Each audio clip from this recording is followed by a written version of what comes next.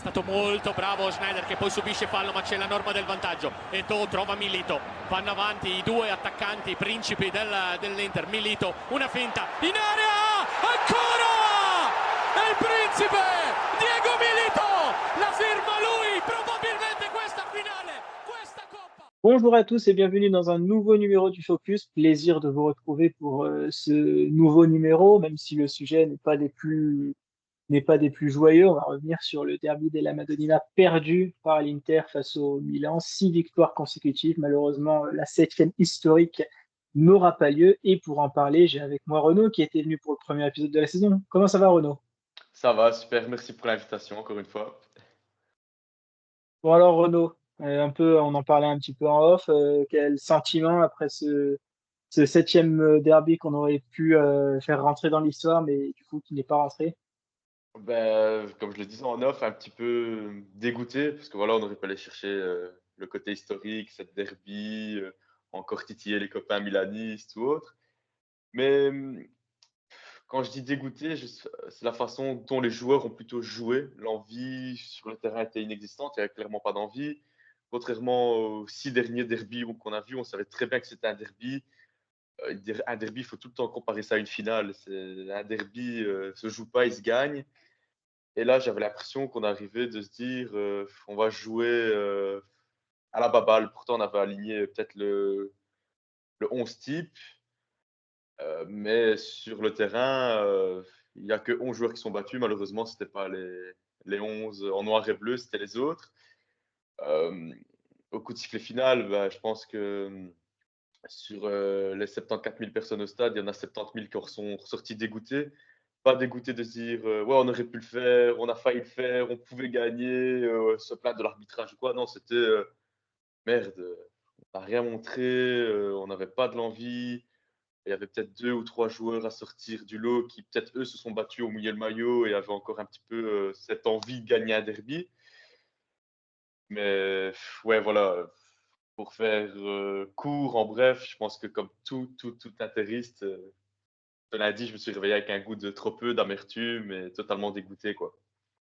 On va y revenir justement sur ce match-là et on va rentrer tout de suite dans le débrief de ce match. Composition type avec Denzel Dumfries au poste de Matteo Darmian, Pavard qui est évidemment le titulaire, attaque Lautaro Thuram, Mkhitaryan qui reprenait sa place après ce match contre City où c'était le Polonais Zielinski qui a joué.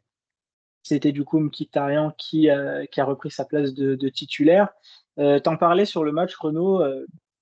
On va pas entre guillemets rentrer dans tous les aspects du match, mais Mhm. il y a déjà un aspect intéressant, c'est le nouveau 4-4-2 ou plutôt 4-2-4 qu'a amené Fonseca avec Leao sur le côté gauche, Pulisic à droite et Abraham Morata qui ont énormément gêné notre défense à la relance, avec Morata qui avait un peu un rôle hybride entre chasser Sommer et chasser Çalhanoğlu en individuel, Abraham qui était sur Acerbi et les deux ailiers qui gérait le central gauche, central droit, piston droit.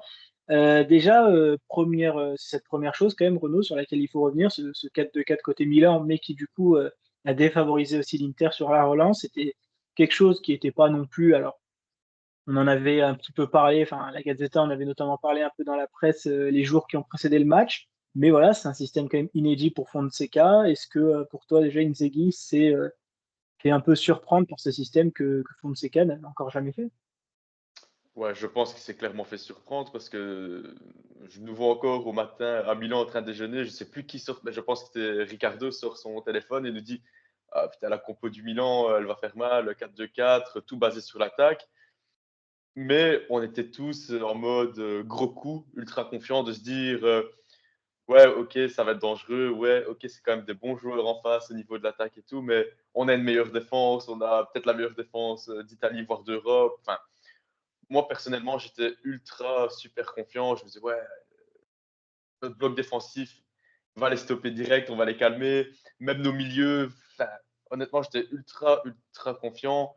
Je me suis dit que ce soit notre milieu qui est le meilleur au monde. Je suis peut-être un peu gros coup en disant ça, mais pour moi, c'est le meilleur. Puis, plus la défense, je me suis dit, cette attaque, on va la stopper. on peut nous mettre n'importe qui devant nous, on peut la stopper. Surtout quand on voit le match qu'on a fait face à City quelques jours auparavant, où on nous sort un très gros match défensivement.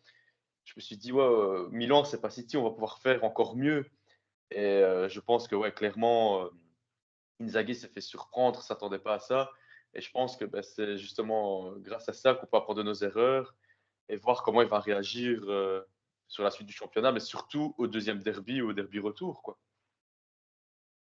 Et d'ailleurs, tu parlais de ce match contre City, et c'est une bonne occasion de rappeler encore cet enchaînement City-Milan que pourtant on parle quand même d'un derby, hein, mais même là, la concentration n'est pas la même entre un match de Ligue des Champions et un match de Serie A, avec, et on va revenir évidemment dans la troisième partie, une attitude problématique. Donc, de toute façon, on y reviendra sur ça. Pour continuer aussi sur cet aspect tactique et de composition, euh, on a eu, et puis Inzaghi l'a reconnu après le match, euh, on a eu quand même un Inzaghi un peu, je peux enlever un peu, on a eu un Inzaghi beaucoup paniqué aussi, Renault, avec un coach qui a changé tout son milieu de terrain durant le match. Ça a commencé du coup avec Mkhitaryan Zielinski. Mine de rien, c'était compréhensible. Mkhitaryan qui fait un début de saison assez compliqué. Le Polonais s'était illustré contre Manchester City, donc changement en faveur d'Inzaghi, voilà, qui se comprend. Et puis, il y a en même temps Asllani qui rentre à la place de Çalhanoğlu. Changement déjà un petit peu moins compréhensible parce qu'Asllani, ses dernières performances en tant que regista sont pas des plus exceptionnelles. On sait que cette équipe, sans Çalhanoğlu pour gérer, pour couper les lignes de passe, pour mettre un peu cette agressivité à la relance, pour aussi rythmer un peu le jeu, c'est quand même plus compliqué quand c'est pas lui qui est à la manœuvre. Et ensuite, Barella, alors qu'il y a eu il y a eu quand même une petite fatigue qui s'est du coup transformée en blessure et qui ne sera pas là du coup pour les 3 prochains matchs, Udinese, Belgrade et le Torino. Ça aussi, c'est quelque chose qui était, on va dire, chez l'ancien Inzaghi, celui qui n'avait pas encore gagné le Scudetto, celui de la saison 2022-2023, Renault. Et là, voilà, il a été pris un peu de panique. Il voulait changer pour changer. Et mine de rien, non seulement ces changements n'ont pas apporté, mais surtout ils ont été contre-productifs parce que déjà le match était pas ouf avec nos titulaires, surtout Çalhanoğlu, Barella. Mais une fois que ces 2 derniers sont sortis, là clairement, ça a enterré nos chances. Et c'est là évidemment que Milan en a profité pour marquer le but final. Ouais, je pense que ça a été un des éléments. Il y a eu différents facteurs sur ce match, mais je pense que ça a été un des plus flagrants, que ce soit à la sortie du stade, ou bien qu'on écoutait les gens aux abords du stade, ou bien il suffisait simplement de se connecter sur on va dire sur le groupe de l'Interclub. Tout le monde était d'accord pour dire que voilà, les changements étaient un petit peu compliqués, incompréhensibles. On n'était pas de là non plus à déjà crier Inzaghi out. Calmons-nous, mais c'est sûr que les changements nous ont mis un petit peu les bâtons dans les roues et on a revu,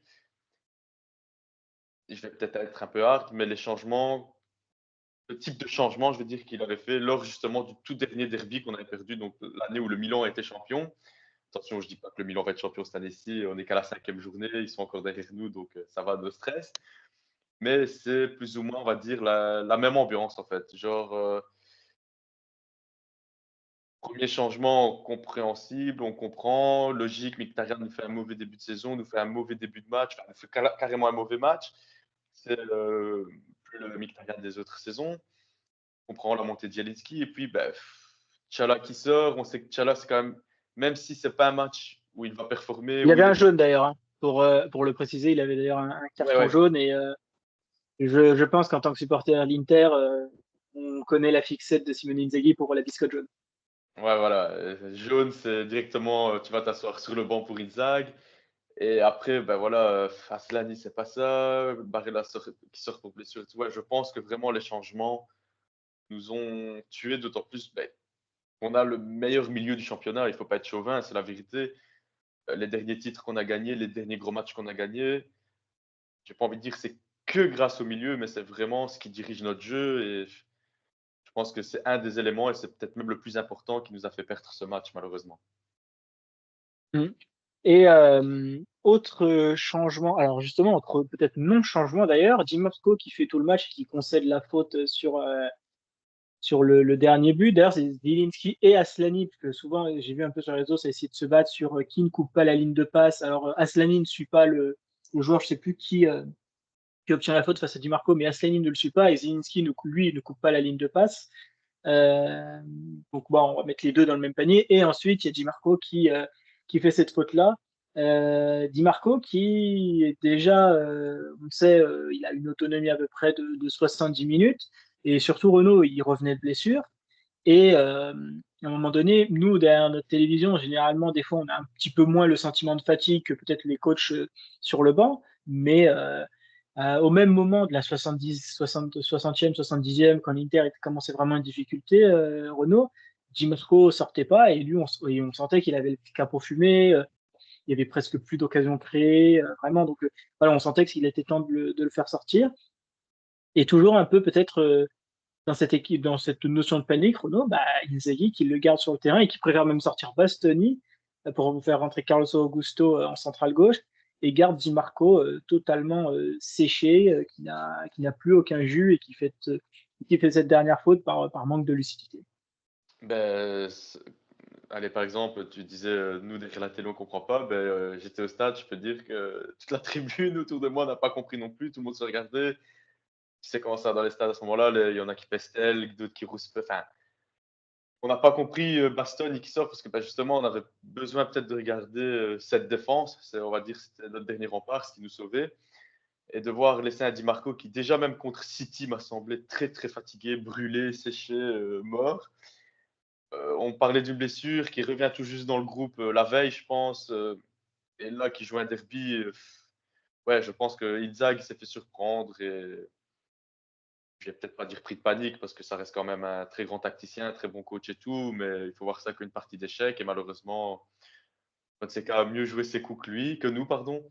Et les mauvais changements ont fait que ce soit défensivement ou dans le milieu, et on s'est retrouvé noyé, pris de court. On va passer aux individualités, avec nos deux individualités principales. Peut-être on va voir si on peut en évoquer une troisième. Alors la première, source quand même de conflits un peu sur les réseaux sociaux, Renaud, le capitaine de l'Inter, Lautaro Martinez, qui est un peu, pourtant, bon, normalement je suis un peu sévère sur les joueurs, surtout évidemment les joueurs d'Inter, mais sur Lautaro Martinez, je trouve qu'il y a un peu une vague qui s'apparente quand même, alors pas entre guillemets à l'abus, parce que évidemment, plus gros salaire du club, capitaine, numéro 10, le buteur, on lui demande évidemment, il a toujours pas marqué cette saison, même s'il a délivré du coup une passe décisive, mais c'est évidemment, on lui demande plus. Il a quand même déjà 4 buts de retard sur Marcus Thuram pour le titre de meilleur buteur. Mais Renaud, est-ce qu'on n'oublie quand même pas, est-ce que en tout cas certaines personnes n'oublient quand même pas tout le contexte autour de Lautaro Martinez? Il a dû revenir quelques jours en avance, sans Ouais. préparation, a dû débuter tout de suite. Du coup, il n'a pas pu vraiment continuer sa préparation. Ensuite, ce qui, pour moi, vraiment continue de lui flinguer sa préparation, et entre guillemets, ça, on va encore se la taper pendant des années et des années. C'est cette trêve internationale de septembre où il part directement en Argentine pour jouer titulaire en plus, même pas entre guillemets pour aller juste faire les voyages qui déjà eux-mêmes sont épuisants. Voilà, début de saison quand même compliqué pour Lautaro, ça on va pas se le cacher Renault, mais il y a quand même des circonstances aussi un peu atténuantes et surtout voilà, il manque un peu parce que Lautaro, c'est comme beaucoup d'attaquants, ça marche aussi quand le physique, euh, quand le physique tient, la performance aussi arrive juste après. Là, on sent un Lautaro vraiment emprunté depuis le début de saison. On sent qu'il a encore voilà le truc, la technique, parce qu'il fait cette petite passe arrachée sur Di Marco pour le but.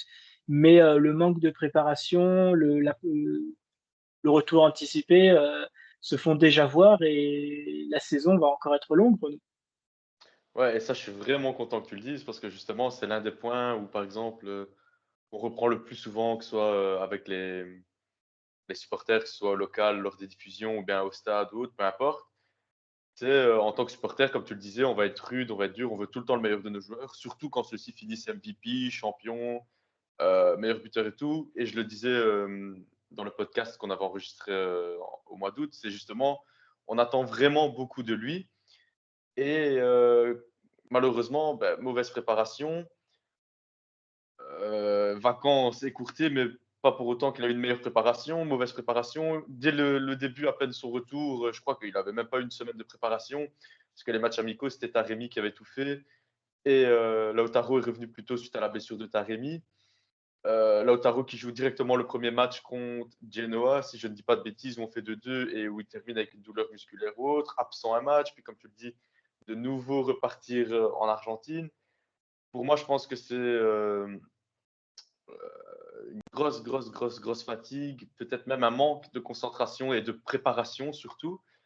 Après, là où ça me rassure et que je suis content qu'il endosse très bien son rôle de capitaine, c'est dans les déclarations qu'il fait d'après-match, comme ici où il en prend l'entière responsabilité de cette défaite du derby, où en gros il dit qu'il va travailler dur pour revenir à son niveau et remettre l'équipe sur le droit chemin, se remotiver, et en se remotivant lui-même, va remotiver le reste du vestiaire. Après, voilà, au stade, on voit des choses qu'on ne voit peut-être pas forcément à la TV et inversement, mais euh, durant ce match, ses placements n'étaient pas mauvais du tout. Malheureusement, ce n'était pas le Lautaro qu'on connaît. Ça va passer par des conneries, un mauvais contrôle de balle, une mauvaise passe, des occasions qu'il ne va pas prendre, qu'il aurait peut-être pris auparavant. Et malheureusement, tout ça fait que on va retenir que le mauvais. Ils vont faire, sans action, ils vont faire 50 bonnes, on va retenir les 50 mauvaises. Et c'est logique parce qu'on veut toujours le meilleur d'un joueur, surtout si ça peut nous apporter une victoire, encore plus quand c'est un derby. Mais je pense que ce match va peut-être servir d'électrochoc pour des gars comme Lautaro, où justement, ils savent que, allez, c'est bon, là maintenant, la 5e journée est passée, il y a déjà eu une journée de Champions League. Maintenant, on rentre dans le vif du sujet, il faut se réveiller, c'est maintenant ou jamais, préparation ou pas, il faut trouver le truc, la solution, résoudre le problème et utiliser toutes ces défaites, que ce soit, je vais citer des équipes comme ça, Monza ou comme ça peut être la Juve ou le Milan, mais il faut trouver résoudre le problème et aller de l'avant, quoi. Mmh. Et oui, c'est vrai que, c'est moi je comprends l'exigence autour de Lautaro et puis c'est pas une question de Ouais, pas avoir d'exigence et de se dire: «C'est Joaquin Correa, on y va, on verra ce qu'il va nous faire, sur la saison». Mais, je trouve que les gens oublient quand même le contexte, qu'il y ouais. a autour. Il venait de gagner la Copa América, il sortait déjà d'une grosse saison auparavant où il avait joué titulaire, ultra performant toute une saison donc, là, il faut lui laisser, un petit peu de temps et puis bon, on va revenir sur ce qu'on a dit, lors du podcast d'intronisation de la saison, Renaud, mais le problème, c'est que quand tu as pas de 4e attaquant qui tient la route et ben, voilà, Taremi qui lui-même avait une petite blessure, mais Taremi aussi peut continue de s'imprégner des systèmes de jeu et tout, donc on peut pas lui demander pour le moment d'être pleinement opérationnel. Quand tu as pas ce 4e attaquant, ben, on avait dit ça allait, se faire ressentir. En plus, le fameux 4e attaquant, il est retourné en blessure. Il est retourné à l'infirmerie, donc bon, c'est pas pour nous aider. D'ailleurs, tu Non. parlais de déclaration, tu parlais de déclaration, et comme ça, on rebondit sur ça clôture un peu le sujet Lautaro. Inzaghi, que j'ai trouvé quand même plutôt lucide après la défaite face au Milan, où il a assumé justement aussi sa responsabilité. Il nous a pas fait une Bologne bis. Tu parlais en off des défaites rageantes un peu de ces dernières années, où après Bologne, il t'expliquait que c'était de la faute de Dzeko parce qu'il avait tiré sur la barre et que Çalhanoğlu, il avait pas assez mis de puissance dans sa frappe et que le vent soufflait à 20 km/h au lieu de 17. Là, bon, voilà, là, il a clairement assumé. Il va, j'imagine déjà il prépare déjà ce match contre l'Udinese, donc au moins de la lucidité du capitaine et du coach. Renaud.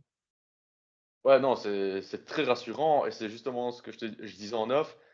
Il y a des défaites, que ce soit à la TV, au stade ou derrière ce téléphone, peu importe. On en est dégoûté. On en est vraiment dégoûté parce que il y avait la manière, mon père sur des erreurs ou autre. On a tous connu des défaites rageantes. Celle-ci, elle est rageante que pour une chose, c'est parce qu'il n'y avait pas la manière, là, comme on le disait, comme on le dit depuis le début. Mais quand on voit les déclarations le lendemain, que ce soit de notre capitaine et ces déclarations qu'un capitaine doit avoir et les déclarations de Inzaghi, euh, c'est, je veux dire, rassurant en fait. Ça nous motive et il faut être honnête, des supporters de la gagne, il y en a partout, il y en a chez nous aussi. Et je pense que ça permet aussi de faire un petit peu ce tri entre ces supporters, de se dire, allez, c'est maintenant ou jamais, il faut utiliser ça comme électrochoc. On sait sur quoi on a merdé, sur quoi on a mieux travaillé, sur quoi on n'a vraiment pas bien travaillé. Et justement, ces déclarations nous mettent en confiance. Genre, le lendemain, je me suis réveillé, j'étais quand même dégoûté. C'était un lundi de merde, hein, le lendemain de défaite contre les fameux cousins. Mais ces déclarations, que ce soit en interview ou bien qu'on lisait dans la Gazette des Sports, c'est de se dire, allez, on est champion en titre, on les a battus 6 fois, on peut bien leur laisser ça. C'est pas juste une défaite, même si un derby, ça reste un derby, c'est comme une finale dans la tête de tous les milanistes ou des interistes. Mais il y a ce petit truc qui fait qu'au retour, on va se battre, on va se dire, allez, c'est nous, quoi, on est les champions en titre. Et même pour le reste de la saison, je pense que c'est ce genre de match qui va nous permettre d'aller de l'avant, parce qu'il ne faut pas oublier qu'on a le championnat, la Coupe d'Italie, la Super Coupe, la Champions League, surtout. Et je pense que c'est sûrement le plus gros goal, notre but ultime de cette saison, sans oublier, après tout ça, encore la Coupe du Monde des clubs, quoi. On va passer au deuxième joueur, et j'en ai parlé un petit peu dans le match. Il s'est fait remplacer aussi assez tôt et qui a pris un carton jaune, Henrik Mkhitaryan, qui commence sur des bases plus compliquées aussi. Renault, bon, une année de plus hein, pour Mkhitaryan. De Ouais. toute façon, voilà, les joueurs de son âge, tu sais jamais sur la saison d'après qu'est-ce qu'on aura. Est-ce qu'on aura le chaud? Est-ce qu'on aura le froid? Bon, pour le moment, on a plus le froid que le chaud avec un début de saison plus compliqué. Surtout que son concurrent direct, lui, a pondu une très grande performance contre Manchester City en Ligue des Champions quelques jours plus tôt. Qu'est-ce que tu en penses un petit peu du Camp Mkhitaryan? On a 3 matchs qui arrivent sur ces prochains jours. L'Udinese, l'Étoile Rouge de Belgrade. Donc l'Udinese extérieur, Belgrade, du coup, ça sera à domicile. Et le Torino, ça sera heureusement à domicile. Euh, Qu'est-ce que tu vois pour ces 3 prochains matchs? Est-ce qu'on continue avec Mkhitaryan? Est-ce qu'on tente Zielinski? En sachant que déjà que Barella ne sera pas là, donc j'imagine. C'est pour ça que je ne parle pas de Fratesi, parce que pour moi, Barella sera sûrement remplacé par Fratesi sur ces matchs-là. Est-ce que Zielinski doit être intégré, quitte à changer 2 joueurs sur 3 du milieu? Est-ce que, vu l'absence de Barella, on continue de garder Mkhitaryan? Et est-ce que toi, tu es inquiet pour la suite de la saison de l'Arménien?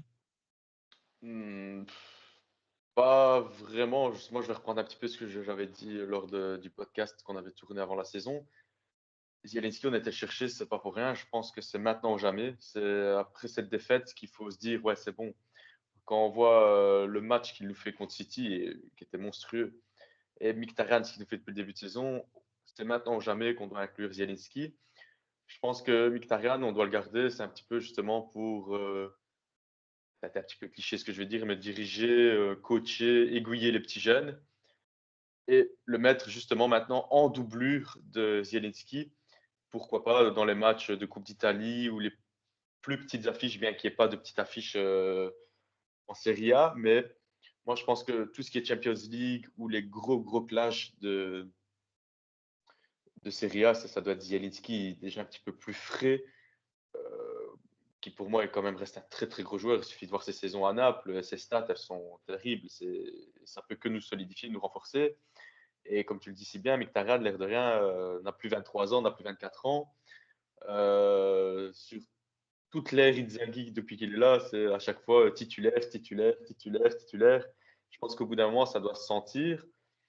Et non, pour moi, c'est maintenant ou jamais qu'on doit inclure Zielinski et Mkhitaryan, le mettre en doublure. Et je reste dans la même optique que toi, que Fratesi, lui, est la doublure de Barella. Et en l'absence de Barella, ce sera Fratesi. Où ce changement entre les deux est quand même beaucoup plus rassurant. Après, c'est maintenant, c'est vraiment ça passe ou ça casse. Mais je pense que avec Zielinski, ça passe plus que ça casse, quoi. Mm.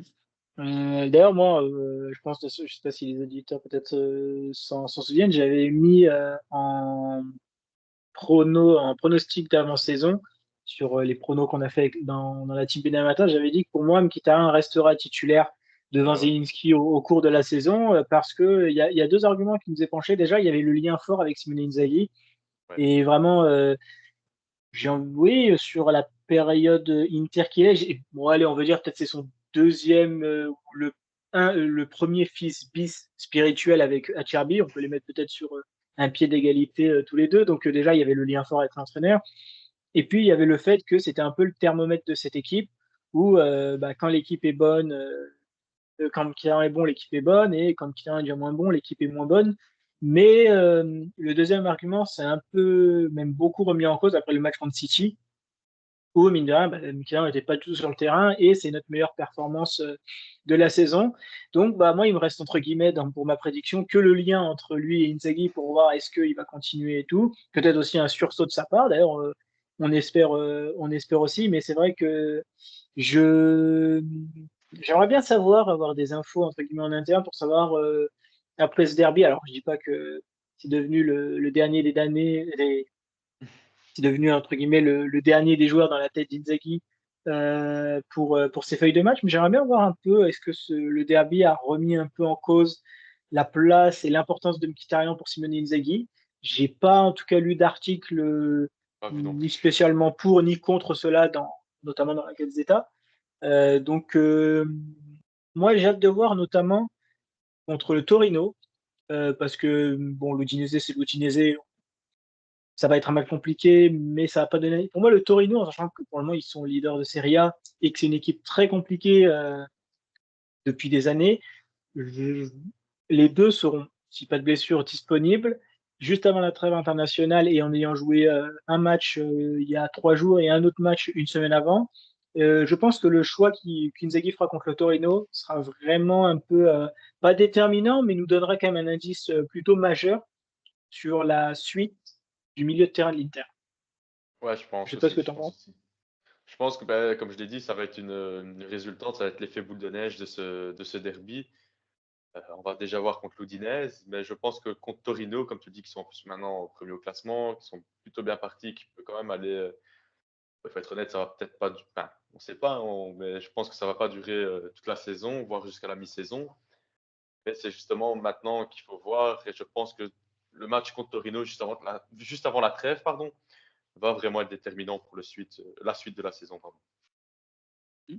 Et on va passer du coup à notre dernier joueur sur le focus, c'est notre ami Benjamin Pavard, Benji Interista, qui lui aussi fait un début de saison plus mi-figue mi-raisin, à pas aller non plus jusqu'à très compliqué ou mauvais, c'est plus ça souffle aussi le chaud et le froid. Et encore une fois aussi, Renault, son concurrent s'en sort plutôt bien, après lui aussi une grosse performance contre Manchester City. Yann Aurel Bissek. Pavard aussi, mine de rien, qui commence comment s'appelle les buts que l'Inter a encaissés. Quand on commence à regarder un peu la photo de famille des buts, Renault, on retrouve Pavard contre Monza, on retrouve Pavard contre le Ouais. Milan. Mais voilà, il se retrouve quand même pas mal de fois sur les photos de famille des buts, Renault. D'ailleurs, plus sélectionné pour le moment en équipe de France, l'ami Benjamin Pavard.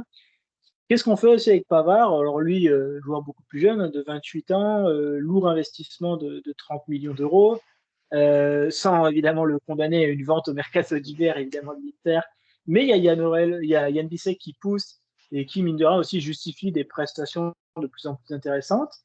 Comment on gère, notamment pour les 3 prochains matchs et pour le prochain mois à venir, le poste de central droit? Est-ce que on continue évidemment de donner des matchs à Pavard? Est-ce qu'on continue de tester de plus en plus Yann Bissek, Renaud? Moi, je tenterais Bissek parce que voilà, c'est au mérite. Pour moi, ça partirait du principe du mérite. Et en mettant Bissek, c'est peut-être là où on va voir les réactions de Pavard et voir si c'est un grand joueur. Quand je dis ça, attention, je ne dis pas que c'est pas un grand joueur loin de là. Je pense qu'il a déjà fait ses preuves par le passé, mais je veux dire plutôt par l'attrait personnel et la L'ego du réaction. champion? Voilà, c'est ça.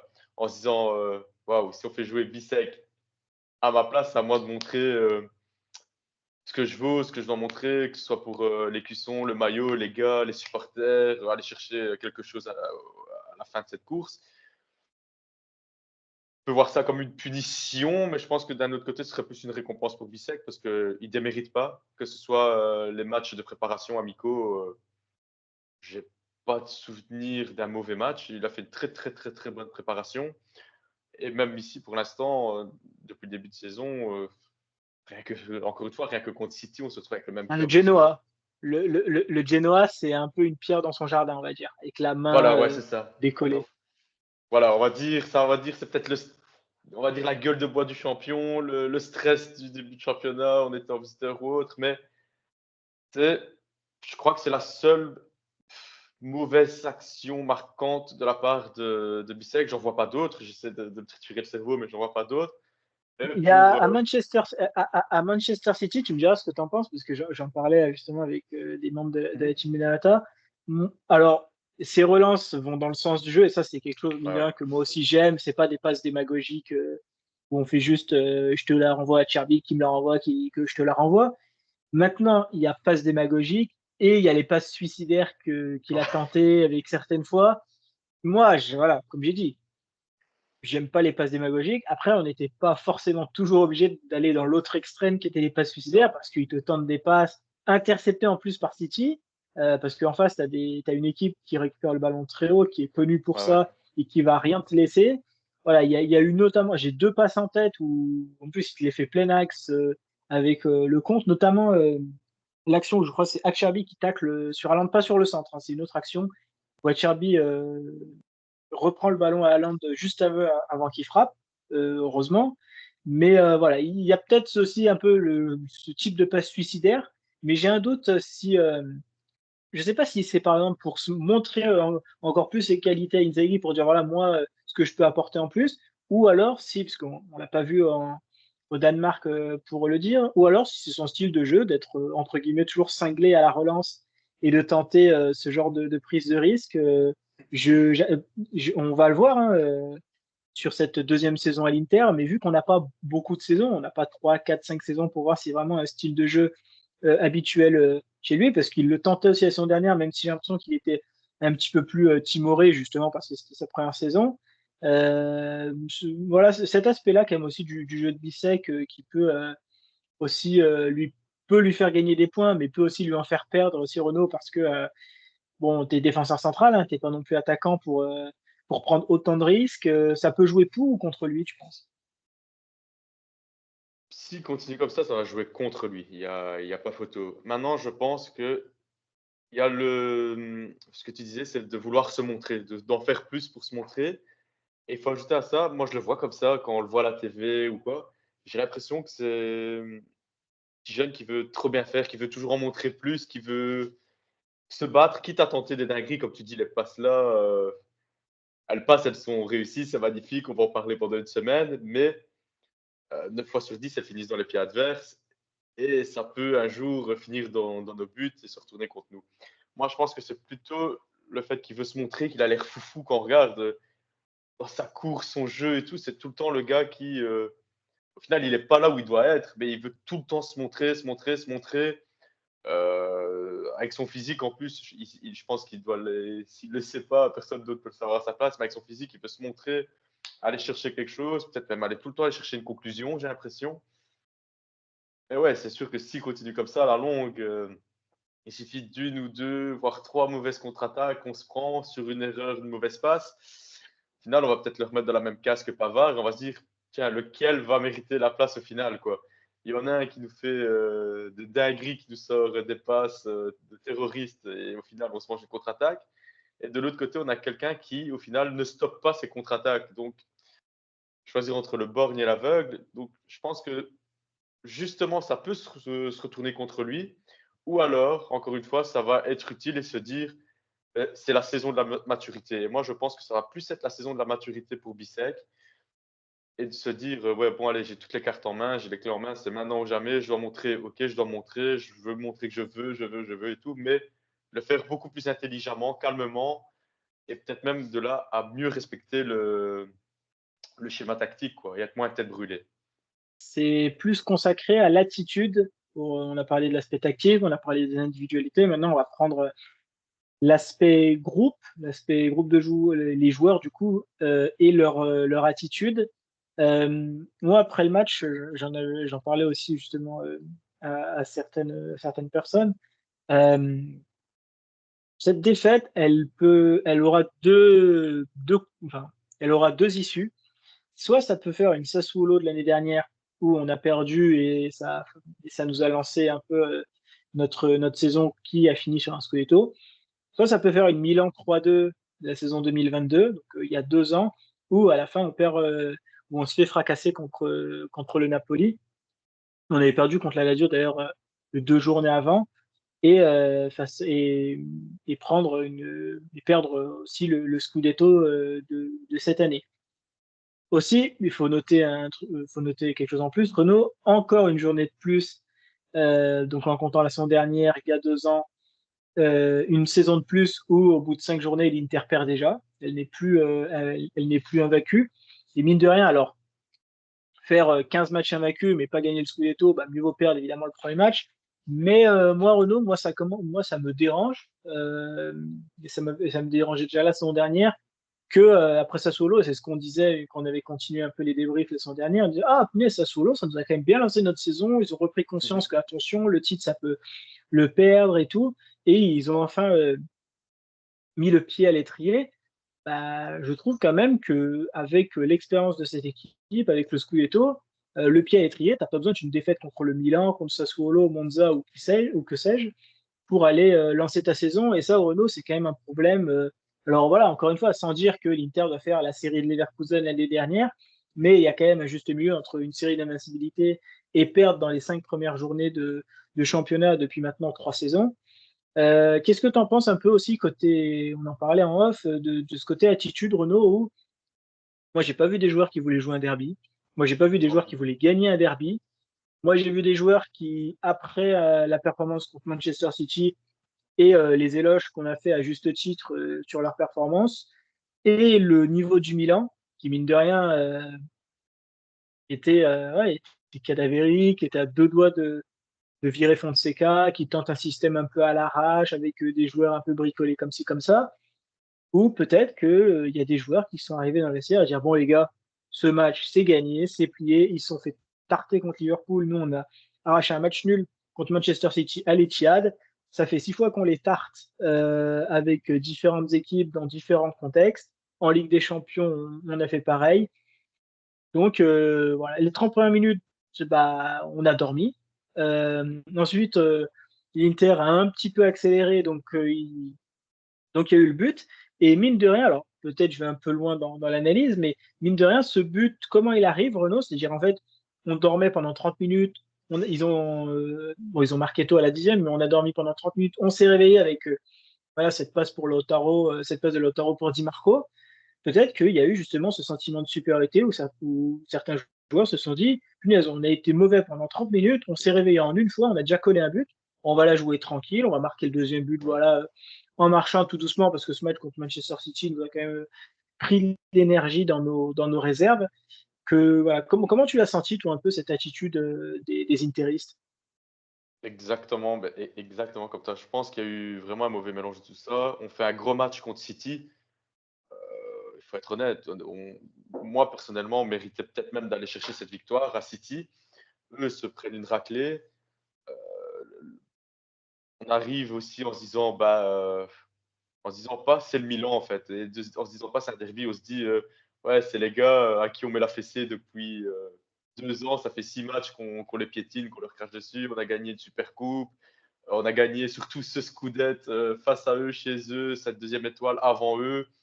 Euh, il suffit, ça fait même un peu encore polémique, mais il suffit juste de regarder la story que Akan avait publiée le jour même du match, avec la fameuse 2 étoiles, 1 étoile. C'est du trash talk, ça fait partie du derby, ça fait partie du jeu. Mais ça va dans l'ambiance, Renaud, de ce qu'on dit, Ah oui, ce truc des 2 étoiles. Dans notre analyse de supériorité de l'adversaire, en mode c'est pas le Milan qu'on a en face, c'est nos petits à qui on voilà. donne 1 euro pour aller chercher une canette. Ouais, c'est Ben, ça. ce poste, non mais voilà, c'est pour ça que notre analyse se base pas non plus sur le vide. Tu vois, ce poste de Hakan, alors voilà, certains diront oui, c'est un poste, il a fait ça un peu pour chambrer Milan, c'est l'histoire. Mais la manière de le faire, c'est-à-dire le 2-1, les 2 étoiles, Ouais, et l'étoile du bilan, tu dis, il y a vraiment ce sentiment de supériorité, alors certes qui est réel, hein, il y a 6 victoires consécutives, tu es devant au classement, tout ça, mais dans les têtes, c'est comme tu dis, hein, en fait, ils ont oublié que c'est un derby, et un ouais. derby, peu importe, entre guillemets, l'équipe que tu en fasses, même si c'est une équipe 20e du championnat qui a enchaîné 17 défaites de suite, on a déjà vu, hein, que ce soit des Liverpool-Everton, avec Everton sur les dernières années qui a battu Liverpool, et on peut prendre des derbys, que ce soit évidemment en Ligue 1 aussi avec l'OM qui avait déjà fait le coup de battre le PSG. Voilà, tu peux être dans la pire série, mais le derby, c'est comme entre guillemets une finale. Quand tu Ouais, arrives c'est sur le sûr. moment T, c'est le moment T qui compte. Tu peux avoir perdu 17 fois avant et 17 fois après. Ouais, c'est certain. Et je pense que justement, moi, en tant que. Allez, si j'avais été pardon, un joueur du Milan, je tombe sur la story d'Akan, mais putain, mais je jouerais avec encore 5 fois plus d'envie que dans un derby classique. Et je pense qu'on arrivait beaucoup, beaucoup, beaucoup, beaucoup trop confiant. Et on oublie que c'est une nouvelle saison, il faut tout reprendre à zéro comme à chaque début de saison. Heureusement, c'est qu'à la 5e journée. Donc moi, je reste dans l'optique où elle peut être comme bénéfique, comme la défaite qu'on avait eu face à Sassuolo l'année passée. Euh, Comme je disais à tous mes copains milanistes, parce que bon, c'est pas parce qu'on a atterri qu'on n'a pas de copains milanistes, tant mieux, célébrez cette victoire. Célébrez cette victoire comme si vous avez gagné le Scudetto, tant mieux pour vous. Nous, le Scudetto, on l'a gagné avant vous. Le deuxième étoile, on l'a gagné avant vous. Mais calmez-vous, quoi. C'est que la 5e journée. La saison, elle va être très longue pour tout le monde. Et au final, je vais rebondir un petit peu ce que tu avais dit sur le podcast qu'on avait enregistré à mi-août. C'est l'équipe qui me faisait le moins peur et maintenant c'est l'équipe qui commence à me faire un petit peu plus peur, c'est le Naples. Parce que eux, à part la Coupe d'Italie, ils n'ont rien d'autre à part le championnat que les autres. On a tous quelque chose en Europe, ou bien la Coupe d'Italie, la Super Coupe, ou la Coupe du Monde des clubs. Tant mieux, Milan a gagné, tant mieux pour eux, mais c'est à la fin du bal qu'on paie les musiciens. Et je préfère perdre maintenant que à la fin du championnat, 2 journées de la fin, et que ça se joue à 1 point entre les deux clubs de Milan. Mais pour ce qui est de la mentalité, de l'envie et tout, il n'y a pas d'envie sur le terrain. Moi, il y a 2 joueurs que je sors du lot, c'est Sommer. Sommer, pour moi, fait quand même un gros match. Et j'ai l'impression que lui, Sommer, c'est le même mec tous les matchs, peu importe. C'est le gars qui est conditionné, qui est pro, qui est. Franchement, j'adore ce type, il est monstrueux.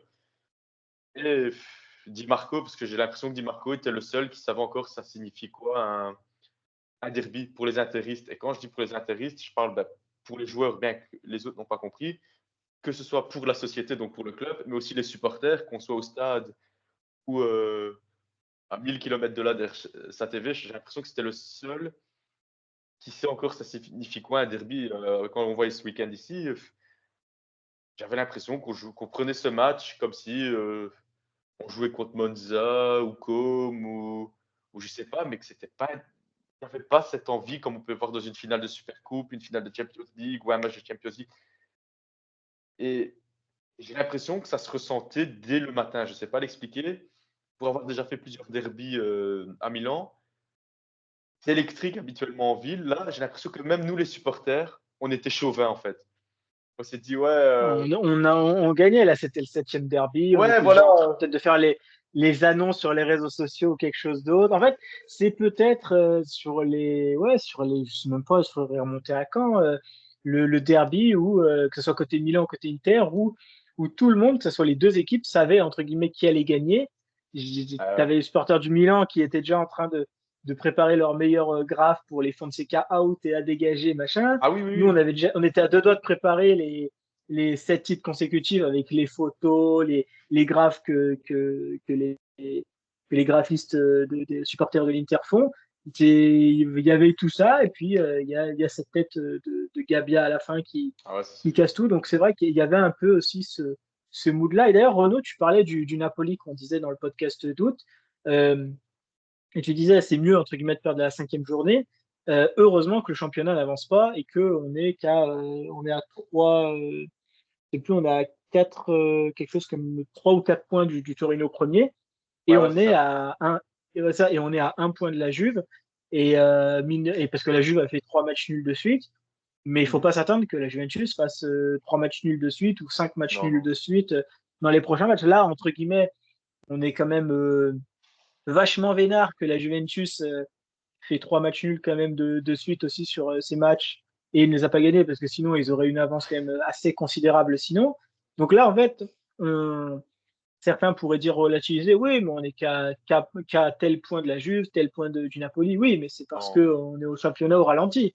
Il faut prendre Ouais. le fait que le championnat n'avance, en haut en tout cas, n'avance vraiment pas. Tout le monde perd un peu des points. Mais voilà, l'Inter, match nul contre le Genoa, match nul contre Monza, défaite contre Milan. Bon, Milan qui perdait tous ces matchs, si ce n'est Venise, la Juve qui enchaîne 3 matchs nuls, le Napoli qui avait mal commencé, mais là qui commence à prendre quand même pas mal de points. Et comme tu as dit, un match par semaine, ça va être, ils auront le temps de préparer leur match. Donc là, Renault, j'espère que dans le vestiaire et Inzaghi ont pris conscience que tout faux pas est interdit maintenant, parce que la Juve ne Ah fera ouais, pas c'est match nul sûr. le match prochain.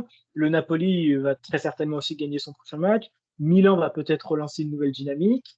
Mineur, le Torino, ils peuvent toujours gagner aussi leur prochain match et continuer d'avancer dans tout ça. Donc, euh, on va espérer que ça fasse une Sassuolo, mais, Moi, je euh, l'espère. mais, mais de toute façon, réponse dans quelques jours contre le Udinese à l'extérieur. On verra. Udinese, équipe très en forme, Renault. Ouais, je pense que la réaction, on la verra déjà ce week-end. Il faut pas attendre Torino, il faut déjà l'avoir ce week-end. Certes, bon, ben voilà, se relancer après une défaite, c'est jamais facile, surtout au Barella, en moins. Enfin, voilà. Mais je pense que notre défaite a été un électrochoc, pas que pour nous, enfin, nous, on ne sait pas encore, mais pour le Milan, parce que Milan, ça peut les mettre en confiance. La Juve, ça peut les mettre en confiance aussi. Naples, qui n'a qu'un match par semaine pour l'instant. Ouais, ouais, non, il faut absolument réagir dès ce week-end face à l'Udinese et éviter le plus possible, comme on pouvait le faire l'année passée en début de saison, quoi, les matchs nuls ou quoi. Après, c'est ce qu'on veut tous en tant que supporters et même eux, je pense, en tant que joueurs, c'est ce qu'ils veulent, mais il faut aller chercher le plus de victoires possible. Et si jamais on me dit, ouais, mais quand j'entends des supporters qui disent, bah, au pire, tant pis, on n'a qu'à se concentrer sur la Champions et tout. Non, il faut se concentrer. Si on joue sur plusieurs tableaux, autant se concentrer sur tous les tableaux. Je sais que c'est pas facile et que même pour les joueurs, niveau de fatigue, ça doit peser. Mais Mais bon, surtout qu'il y a aucun club qui dit ça. J'entends pas les supporters de City se dire on se voilà, c'est concentre ça, sur quoi. la Champions Non, ou le non. Bayern. C'est-à-dire, nous, on va pas commencer. Déjà, on est à la 5e journée, mais même si on était à la 15e journée, on va pas se concentrer. La Champions, c'est Non, un non, c'est sûr. championnat beaucoup plus aléatoire que la Serie A. La Serie A, c'est des matchs à gagner, un championnat de Exactement. 38 journées. La Champions, allez, imaginons, tu arrives à faire top 8 ou bien placé, tu vas en huitième. C'est match comme l'Atlético et qui te dit que Ouais, on refait pas une Atlético bis. Donc non, il y a la seule équipe qui peut baser son équipe sur la Champions, c'est le Real Madrid parce exactement. qu'ils ont le truc. Mais toutes les autres, 99,9% des équipes peuvent pas se dire cette saison c'est la Champions, on joue à fond, on met le Non, championnat non. un petit peu de côté. Et surtout mine de rien, les saisons en tout cas où tu sentais un peu que l'équipe peut-être mettait regarde, les deux équipes qui ont mis la Champions un peu en avant et qui un peu ont délaissé le championnat en mode c'est bouclé, on a tout gagné. Il y a le Lyon des 7 titres consécutifs qui à un moment donné essayait alors pas de gagner la Champions, mais de figurer mieux en Ligue des Champions. Il n'y a plus aucun titre de champion de France pour Lyon depuis. Ouais. La Juventus des dernières années qui s'est dit on va mettre le championnat de côté Et au parce qu'on le gagne final, tout plus le rien. temps et à la fin, ils n'ont plus gagné le championnat depuis plusieurs années maintenant, et qui en plus n'ont même plus participé à la Champions, et du coup n'ont même plus atteint aussi les quarts de finale de Ligue des Champions depuis je ne sais même plus combien d'années. Donc c'est se dire on se concentre sur la Champions, c'est le pire des calculs, c'est C'est le le pire. calcul parfait pour être sûr Pour tout rater. de sortir très rapidement. De Ouais, sortir c'est très sûr. rapidement de la Ligue des Champions et de bien foirer ton championnat. C'est le pire calcul à Ah, faire. c'est pire. C'est pour ça, moi, quand j'entends ça, quand j'entends qu'on me dit ça, quand on se retrouve avec les autres intéressés de la région pour regarder ensemble, je souffle en fait. Je me dis non, il ne faut pas se concentrer que sur un truc. Je reprends l'exemple, c'est quand on était à l'école, on avait plusieurs branches, plusieurs cours, on ne se concentrait pas que sur un. Si tu ratais les autres, tu ratais ton année. Ben, c'est la même chose. Il faut se concentrer sur tout. Si on a essayé de se construire une équipe pour jouer sur différents championnats, enfin, quand je dis championnat, tournoi, il faut continuer dans cette vision des choses-là et aller chercher le plus de trucs possible, quoi. Après, il y a peut-être des choses plus importantes que d'autres, certes, des trophées plus élogieux, plus importants, mais il ne faut pas commencer à se dire ça, à se dire, oh, bah, tant pis, on va aller gagner la Coupe d'Italie, alors, bah non, tant pis, on va. Non, en tant que supporter, je veux tout gagner. Eh bien, écoute, Redon, on va terminer sur ça en espérant une victoire contre l'Udinese, du coup, samedi à 15 heures. Normalement, vous allez peut-être écouter le podcast quelques heures avant le match. On va essayer de faire en sorte que ce podcast sorte samedi matin. Donc, on va voir la réaction. Réaction aussi en Ligue des Champions face à Belgrade, parce que on connaît hein, nos victoires. Bon, on gagnait pas tellement contre le Real, mais on connaît nos victoires contre le Barça pour aller faire des matchs nuls contre le Shakhtar Donetsk ou voilà ce Ouais, genre c'est de sûr. match, Renaud. Donc, bon, on en rigolait un peu dans la radio libre d'il y a quelques semaines, mais mine de rien, on rigolait sur ça, on disait faire match nul contre Manchester City pour ensuite perdre 1-0 contre l'Étoile Rouge de Belgrade, ça, tu peux pas faire un scénario plus Inter. Ah non, c'est sûr, c'est sûr. Mais bon, avec cette défaite, je suis mine de rien, cette défaite contre le Milan, à voir évidemment la réaction contre l'Udinese, mais me rend un peu plus confiant où normalement ils vont pas dormir contre Belgrade.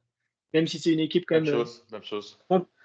compliqué à bouger. Heureusement d'ailleurs cette équipe, même si là sur les dernières années ça s'est un peu calmé entre guillemets cette ambiance flippante un peu au Maracana. Bon, on les reçoit au Meazza, hein, mais cette ambiance quand même au Maracana c'est un petit peu plus apaisé. Même si tu as toujours les supporters, tu as l'impression qu'ils vont envahir le terrain toutes les 2 secondes et venir te Ouais. couper les jambes. Les militaires dans le vestiaire ça reste toujours quand même impressionnant, mais bon, heureusement, au moins, on n'aura pas cette atmosphère-là. Ça sera une Non, atmosphère beaucoup plus footballistique et calme au Meazza. Merci Renaud, du coup, pour le podcast. merci à toi. Merci pour l'invitation. Et nous, on se retrouve du coup la semaine prochaine pour un nouveau podcast. Ciao à tous!